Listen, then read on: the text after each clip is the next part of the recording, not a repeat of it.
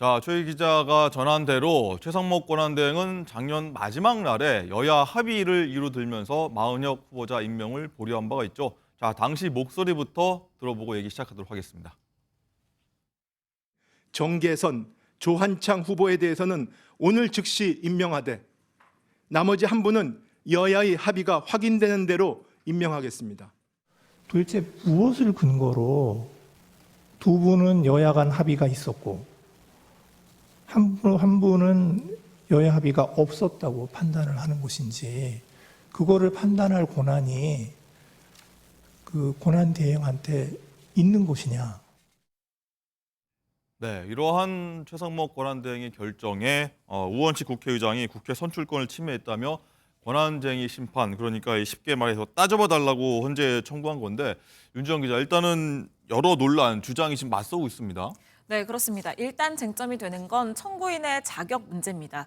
지금 우원식 국회의장이 이 심판을 청구를 한 상황인데, 이 청구인은 국회로 되어 있습니다. 네. 사건의 청구인이 국회로 되어 있기 때문에 최상목 권한대행 측은 국회의장이 국회 본회의 의결을 거치지 않고 직권으로 이 사건을 청구할 수 없다, 이런 주장을 내놓고 있습니다. 절차 자체가 부적법하기 때문에 각하, 그러니까 요건을 갖추지 못한 소송을 심리하지 않고 끝내는 것을 말하는데 각하해야 한다, 이렇게 얘기를 하고 있는데요. 여기에 대해서 국회 측 대리인은 국회가 권한쟁의를 청구할 때 국회 의결을 거쳐야 한다는 내용을 어떤 법에서 찾아볼 수 없다라면서 문제가 없다는 입장으로 맞서고 있습니다. 이 두 번째로 지적이 되는 건 절차적인 문제인데요. 네. 이 헌재는 지난달 3일에 이 사건을 접수한 이후에 별도의 준비 절차가 없이 지난달 22일에 첫 변론 기일을 열었고요. 1시간 20분 만에 사건을 종결했습니다.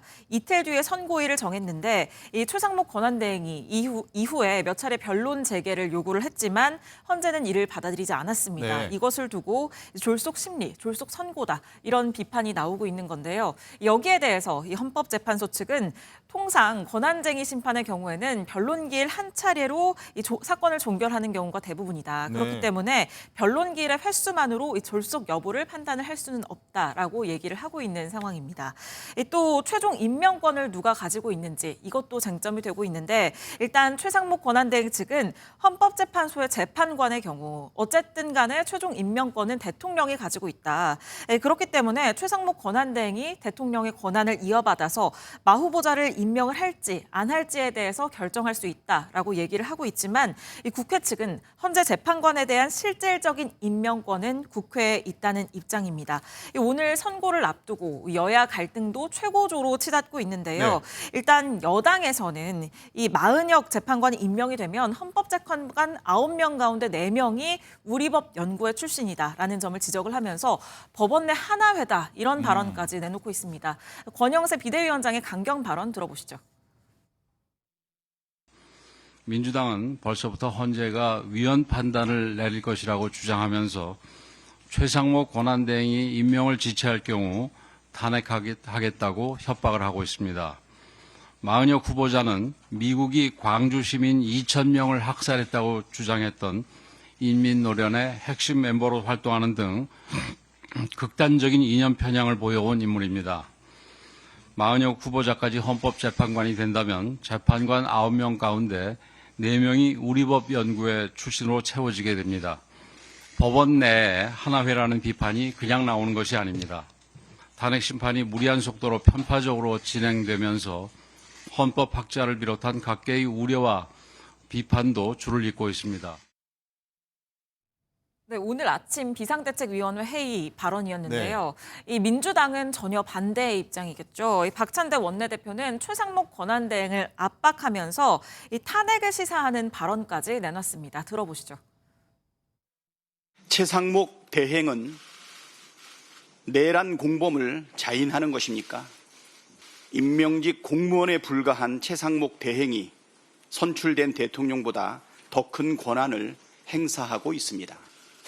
만일 최상목 대행이 헌법재판소의 결정에도 불구하고 마은혁 재판관을 즉시 임명하지 않는다면 이는 내란 공범이라는 결정적 확증입니다. 이번에도 책임을 다하지 않는다면 민주당은 비상한 결단을 택할 수밖에 없다는 점을 분명히 해둡니다. 민주당의 경고가 헌으로 그친 적이 없음을 명심하기 바랍니다.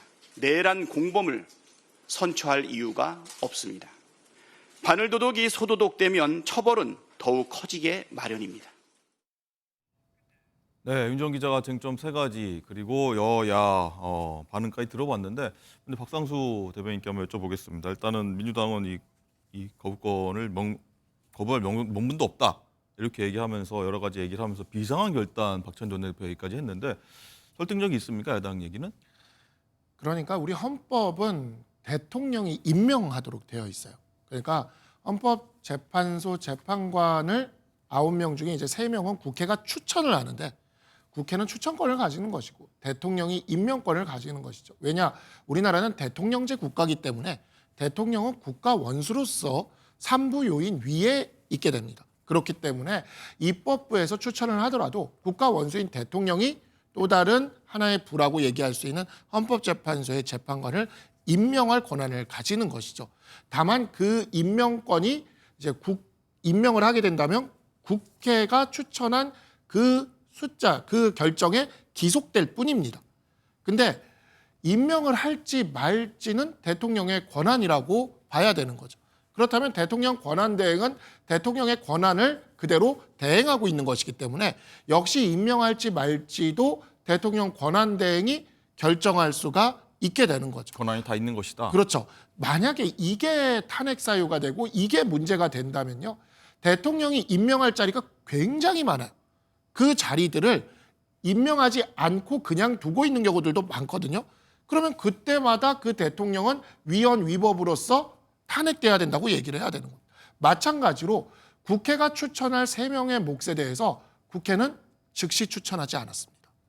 그 이진숙 방통위원장 탄핵만 걸려 있을 때는요, 이진숙 방통위원장의 탄핵 심판을 늦추기 위해, 사실상 늦추기 위해 국회의 추천권을 행사하지 않았어요. 그럼 그와 같이 국회가 그 추천권을 행사하지 않고 길게 늘어뜨려 있었던 그 시간들은, 그러면 그 추천권을 행사하지 않았던 당시에 국회의장이나 국회의원들은 다 탄핵돼야 되고 다 위헌 위법적인 행동을 했던 것이냐? 박찬대 원내대표는 이에 대해서 답할 수 없을 겁니다. 왜냐? 우리 헌법과 법률은 국회가 추천해야 되는 시간에 대해서 규정하고 있지 않아요. 예를 들어 60일 이내 추천해야 된다. 90일 이내 추천해야 된다. 그러면 그걸 넘어서면 위헌 위법이 되는 게 맞습니다. 마찬가지죠. 추천하면 이에 대해서 임명한다만 규정되어 있지 30일 이내 임명해야 된다. 15일 이내 임명해야 된다. 이런 규정이 없어요. 임명 안 하고 있는 것에 대해서 어떻게 할 수가 없는 거죠. 권한쟁의 심판을 통해서 헌법재판소도 그 임명 여부에 대해서 임명할 수 없다라고 위헌 결정을 할 수는 있습니다. 할 수는 있지만 그것이 위헌이라고 하여 이것에 대해서 임명을 안 하고 있는 것에 대해서 바로 어떤 책임을 묻기는 좀 어렵다. 왜냐? 그 시간이라는 게 딱히 없거든요. 네. 자, 홍신호 의장님. 예. 일단은 지금 말씀 다 들으셨고 쟁점 세 가지로 저희 정리했고 여당 얘기까지 들어봤는데 전체적인 의견을 어떠십니까? 일단 대통령이 임명할지 말지를 결정할 권한이 없습니다. 헌법재판관 9명에 대해서는 3명은 행정부, 3명은 사법부, 그리고 3명은 입법부에게 권한을 준 것이고 네. 이 입법부에서 올린 3명에 대해서는 대통령이 사실상 사인만 하는 겁니다. 이거를 대해서 뭐 기한이 없다고 해서 무제한으로 끌 수 있다? 그렇게 되면 한국의 세법 체계가 어떻게 되겠습니까? 그렇기 때문에, 그리고 이거를 헌재가 결정한다고 해서 따를 필요도 없다? 그러면 앞으로 국가기관 대 국가기관이 붙었을 때 권한쟁의 심판을 심판으로서 이제 헌법재판소에 맡기는 건데, 헌법재판소가 이제 판정을 내려줬을 때 어느 국가기관이 그걸 따르겠습니까? 앞으로 이렇게 안 따르는 선례를 남기면 안 되는 것이거든요. 왜냐하면 헌법재판소법 66조 2항에 보면은 이런 피청구인이 부작위, 그러니까 지금 상태로 봤을 때는 최상목 권한대행이 이 마은혁 후보자를 임명하지 않고 있는 것, 이것에 대해서 임명을 해야 된다는 인용 결정을 내릴 경우 피청구인은 취지 결정에 따라서 처분을 하여야 한다라고 되어 있습니다. 네. 물론 말씀하신 것처럼 몇십 일 내로 하여야 된다는 없죠. 근데 이거를 몇십 일 내로 하여야 된다고 없다고 해서 안 지키게 되면 앞으로 있는 국가기관 대 이 국가기관의 권한쟁의 심판에서 결과를 누가 따르겠습니까? 이건 한국의 사법 시스템을 매우 흔드는 아주 좀 무리한 얘기라고 생각을 하고요. 하나만 더 짚어보면, 그리고 네. 청구인 이 자격에 적격에 대해서도 이야기를 했는데 국민의힘이나 이쪽에서 얘기를 하고 있지 않습니까? 국회법 10조에 따르면 국회의장은 국회를 대표한다고 되어 있습니다. 그렇기 때문에 국회의 명의로 이거를 청구한 것은 전혀 문제가 되지 않는다. 지금 국민의힘에서는 2011 헐라 이 과거에 국회의원이 개인의 자격으로 권한쟁의 심판을 했을 때 그것이 기각된 사례를 들고서 그 국회의장 개인의 자격으로 한 것이다라고 지적을 하고 있는데 네. 과거에 그 사례는 국회의원 개인이 했기 때문에 문제가 됐던 것이지 지금은 국회의장이 국회의 자격으로 청구를 한 것이고 그 권한쟁의 심판을 국회가 낼 때 지금까지 본회의 표결을 거쳤던 적이 단 한 번도 없습니다. 그렇기 때문에 지금 절차상 문제, 청구인 적격의 문제도 전혀 없다는 말씀을 드리겠습니다. 네, 곧장 이어서 하나 바로 저 질문 하나 더 드리면 일단은 인용 결정이 나오게 되면은 최상목 대행의 아마 부담이 좀 커질 것 같고 선택을 다시 한번 결정의 시간이 갈 것 같은데 또 곧바로 임명하지 않을 거다 이런 얘기도 있는데 여기 대해서 아까 박찬대 원내대표가 그렇게 하지 않을 경우에 비상한 결단 내리겠다고 한 거는 그렇다면 탄핵도 고려하겠다라고 봐야 됩니까? 일단 탄핵을 뭐 정치적 수사로서 이야기를 할 수는 있으나 현실적인 판단을 좀 해야 되는 부분이 있거든요. 그러니까 탄핵의 명분은 헌법과 법률의 위반인데 제가 아까 말씀드린 헌법재판소법 66조 2항을 명백하게 위반한 건 맞습니다.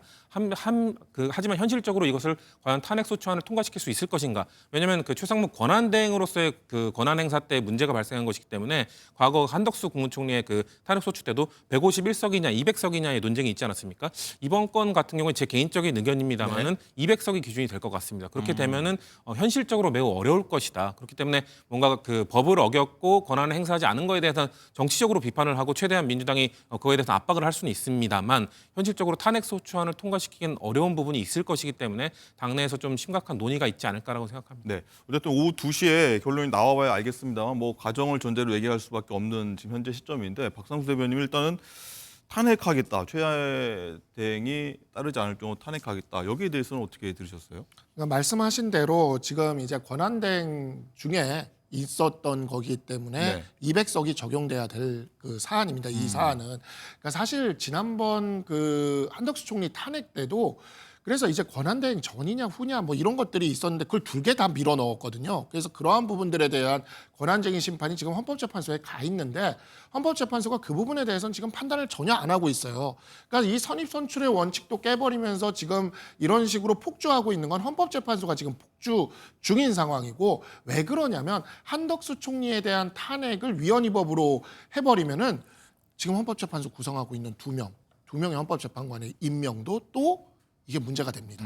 이렇게 되니까 헌법재판소는 지금 사실상 국가의 최고 그 헌법 해석 기관으로서 어찌 보면 최고 판단 기구로서의 권위를 지키기보다는 기관 이기주의에 현재 빠져 있는 상황입니다.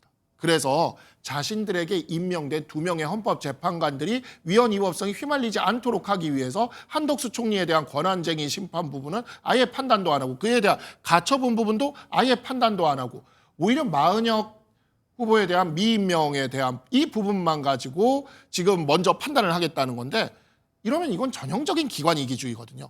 우리는 이런 기관 이기주의를 국가기관들 간에서 굉장히 많이 보는데 저는 헌법재판소 정도 되는 기관이 이 기관 이기주의를 보여주는 건 정말 생소하고 특이하다.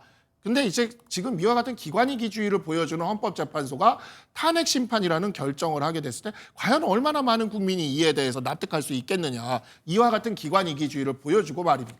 아까 그 잘 말씀을 주셨지만 그 부분 국가기관을 제대로 구성하지 못하게 된다는 이 부분 제가 이 말씀 그대로 돌려드리고 싶어요. 민주당이 그렇게 해왔어요. 민주당이 헌법재판소의 재판관 추천을 정말 하염없이 느려가지고 하지 않고 국회에서 버팅겨 와가지고 헌법재판소가 6명으로 기능이 정지될 뻔도 했습니다. 그게 가처분 신청 들어가서 6명이 심의할 수 있다는 걸 헌법재판소가 판단을 내렸던 그게 불과 얼마 전의 이야기입니다. 방통위는 말할 것도 없지요. 이와 같이 국가기관을 제대로 구성하지 못하게 했던 민주당이 무슨 법적 책임을 부담합니까? 민주당이 했던 것을 생각을 한다면 최상목 권한대행에 대해서 그 책임을 부담하라는 것은 정말 일단 민주당이 그것부터 반성하고 우리가 그러면 헌법재판관 추천이 늦었던 거에 대해서 죄송하다. 우리가 방통위원회 구성이 늦었던 거에 대해서 죄송하다. 하고 그다음에 얘기하면 그나마 좀 들을까 말까 한데 뭐 그에 대해서는 아무 말도 하지 않으면서 최상목 권한대행이 헌법기관 구성을 늦춘다고 얘기하면 정말 이거는 앞뒤가 안 맞는 전형적인 내로남불이다라는 생각이 듭니다. 알겠습니다. 오늘 오후 2시에 이 판단이 나오기 때문에 저희가 가장 먼저 한번 짚어봤고요. 자, 지난 주말 윤 대통령 탄핵 반대 집회 얘기도 한번 해볼 텐데 자, 윤 전 기자, 부산역 앞에 집회를 두고서 여야가 여기 대해서 굉장히 많은 반응을 쏟아냈어요. 네, 그렇습니다. 이 민주당은 국민의힘 의원들까지 참석한 집회에서 헌법재판소를 향해서 이 노골적인 협박과 폭력 선동 발언이 난무했다라면서 국민의힘이 극우의 늪에 빠지고 있다라고 지적했습니다. 여기에 국민의힘은 국민의 40%가 극우로 보인다면 혹시 내가 극좌는 아닌지 생각해봐야 한다라면서 생각이 다른 사람을 극우로 단정하는 것이야말로 전체주의 파시즘이고 극우다 이렇게 반발하고 있는 상황입니다. 네.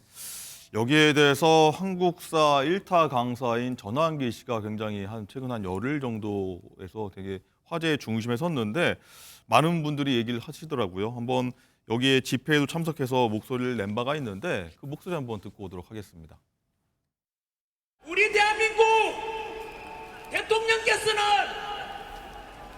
야당의 포괄적이고 비합법적인 방법으로 탄핵을 당하고 억울하게 누명을 쓰고 현재 구치소에 갇혀 계십니다. 우리 사랑하는 대통령을 생각하면 우리 이 정도는 견딜 수 있지 않겠습니까? 네, 윤지원 기자. 일단은 전환길 강사가 자신을 또 극우라고 표현한 거에 대해서 굉장히 좀 발끈하는 모습도 보였어요. 네, 그렇습니다. 저 집회 모습을 두고 네. 이제 그 강의를 듣는 일부 학생들이 그렇게 얘기를 한 건데요. 여기에 대해서 전환길 씨는 어제 오전 이 포털 사이트에 전환길 한국사 카페, 자신이 운영하는 카페에 글을 인터넷 올려서 카페예요. 네. 역사도 왜곡하면 안 되듯이 사람에 대한 평가도 함부로 왜곡해서는 안 된다. 극우라고 말하는 분들은 극우가 도대체 뭘 말하는지는 알고 말하는 건지라면서 이 기성 정치인들과 언론들이 짜놓은 프레임에 가스라이팅을 당하는 것이라고 얘기를 했습니다. 그러면서 본인에 대해서는 이 합리적 사고에 의한 객관적인 역사 인식에 의한 상식파라고 생각한다라고 본인은 얘기를 상식파다. 했는데요. 네, 그러면서 과거에 본인이 노사모였다라는 점을 밝히면서 그러면 자신의 역사관이 극좌인 것이냐 이런 반문을 내놓기도 했습니다. 네, 자, 두 분도 아마 이 전환길 강사를 많이 좀 보셨을 것 같은데 보면은 전환 씨가 유튜브를 운영하는데 이 거의 2배가 됐습니다. 한 일주일 만에 116만 명이 지금 돼서 일단 이 현상을 어떻게 봐야 될지 많은 분들이 좀 궁금해하는데 박상수 대변인 어떻게 보십니까? 이 보수의 이 새 결집을 보여주는 것이다라고 하는 시각도 있고요. 그러니까 저도 이번에 이제 설 연휴 때 뭐 지역구나 이렇게 해서 살펴보면서 이야기를 들어보면 사실 우리 보수 지지자들의 지금 상실감이 굉장히 큰데 그러나 다들 보면 이 계엄이라는 것에 대해서는 절대적으로 제가 주변에서 이렇게 봐도 다수가 이 계엄이라는 것에 대해서는 문제가 있다라고 생각을 합니다. 그리고 이 계엄이라는 것에 대해서 사실 저는 이 민주당과 이재명 대표가 이 계엄을 딱 받았을 때 어떻게 했으면은 굉장히 국민들의 마음을 확 잡았을 거라고 생각하냐면 지금 이렇게 계엄이 되는 사태까지 벌어진 것, 이 정치가 여기까지 오게 된 것에 대해서 우리가 잘못했다라고 사과를 하면서 우리도 책임이 있다라고 얘기를 하면서 오히려 큰 모습을 보여줬다면 아마 그 계엄이라는 충격을 받았을 때의 그 많은 흩어진 민심들을 한 번에 휘어잡으면서 지금 이재명 대표는 거의 대통령급의 지위에 가까운 인기를 누리게 될 수가 있었을 거라고 봐요. 근데 문제는 계엄이라는 것은 저도 12월 3일 날 현장에 있었지만 그 현장에 있었던 사람을 제외하고는 별로 크게 경험해 보지 않은 사건입니다. 그러니까 뉴스로만 봤지 계엄이 도대체 내 인생에 내 삶에 어떤 문제를 일으킬지에 대해서는 그 포고령 내용만 가지고는 상상의 영역으로 들어가는 거예요. 근데 계엄 이후에 민주당과 이재명 대표가 보여줬던 굉장히 폭압적인 그리고 굉장히 그 독선적인 이 모습들, 그러한 모습들이 국민들을 자극한 겁니다. 그리고 거기에 이제 무엇이 더해지게 되냐면 192석이나 지금 갖고 있어서 저렇게 독선적으로 할 수 있는데 이걸로 대통령까지 되게 되면 얼마나 더 독선적으로 할 수 있을까? 예를 들어 카톡 검열 같은 것들이 그런 거에 기름을 부었다고 생각을 합니다. 전환길 선생님은 저는 보면서 드는 생각이 뭐냐면 이분은 정치에 그렇게 관여를 하지 않으셨던 분이다. 그러니까 지금 한국사 강연만 해왔었죠. 네, 세이브 코리아 집회나 이런 집회들에 이렇게 지금 몰리는 사람들을 보면은요, 네. 대부분 정치 저관여층이었던 젊은 층들이에요. 근데 이분들이 지금 와서 그 얘기를 하는 거죠. 민주당이 하는 거를 이제 보니까 여태까지 윤석열 대통령과 김건희 여사의 어떻게 보면 그런 모습만 보고 있다가 민주당을 보니까 민주당이 이게 너무 이게 독재적으로 흘러갈 가능성이 있다라고 느끼는 거예요. 그러다 보니 오히려 또 계엄이라는 사태를 일으켰지만 구치소에 들어가 있는 대통령에 대해서는 동정론이 생기고 민주당이 지금 권력을 쓰고 있으니까 그 권력을 쓰는 사실상의 여당이 되어버린 민주당에 대한 반발심이 생기고 그래서 전한길 선생님이 하는 이야기들은 다 보면 과연 우리 정치 고관여층들은 오랫동안 알고 있던 많은 이야기들이에요. 네. 근데 이제 와서 처음 이제 접하시고 하시다 보니까 이 충격이 굉장히 큰 거죠. 그것이 이렇게 분출되고 있다고 생각이 들고요. 민주당이 뭐 최상목 권한대행 또 탄핵한다고 하는데 할 테면 해봐라 라는 생각이 듭니다. 이 움직임은 더욱더 커질 것이다. 지난 2년간 우리 당 정치인들이 겪어왔던 여당의 무게를 지금 단 몇 개월 동안 민주당이 겪고 있는 것이다. 이렇게 좀 말씀드리고 싶습니다. 알겠습니다. 말씀하신 중간에 조금 전에 계속 영상이 나갔습니다만 권영세, 권성동 두 국민의힘 투톱이 윤 대통령 접견하기 위해서 조금 전에 서울구치소로 들어가는 모습 지금 보이는 화면입니다. 잠시 뒤에 계속 얘기 이어가도록 하겠고요. 송치훈 부위장은 어떻게 보십니까? 전한길 그 강사가 나는 모든 걸 팩트를 두고 전달하는 걸 뿐이다라고 하는데 왜 극우냐라고 반문을 했거든요.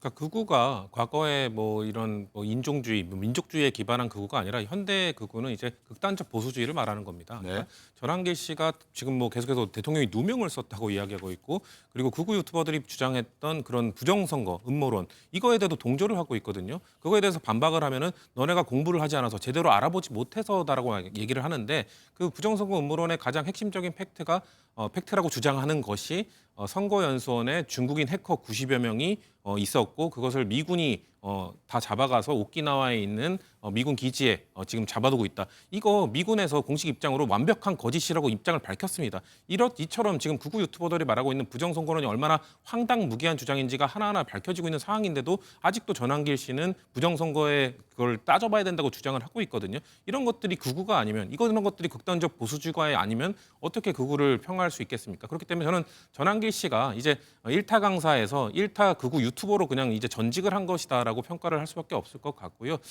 지금 뭐 50만 명 정도가 늘었는데 전 더 늘어난 거라고 봅니다. 왜냐하면 기존에 아마 한국사 강의를 들어갔던 사람들이 많은데 구독자의 이탈이 더 많을 거라고 보고 이탈을 했는데도 불구하고 50만 명이 늘었다. 더 많은 지금 보수 지지층이 지금 구독을 하고 있는 거라고 보고요.